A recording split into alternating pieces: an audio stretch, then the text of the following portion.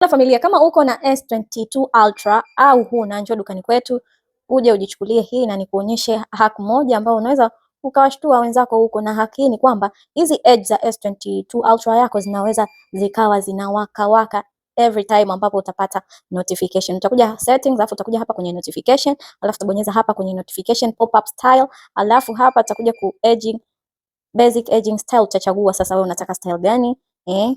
Haya, tumechagua hii basic hapo, done.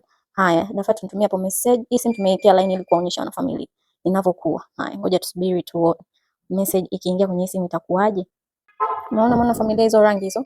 Unaona rangi hizo zinazotokea kwenye. Kama hii simu niliyoshikilia hapa, hii S22 Ultra ni ya GB 128 tu familia, na utaipata kwa shilingi 1,150,000. Hii ni American spec familia, kwa una uwezo wa kutumia line mbili, moja eSIM, nyingine SIM card ya kawaida. Karibuni sana Dubai Gadgets TZ.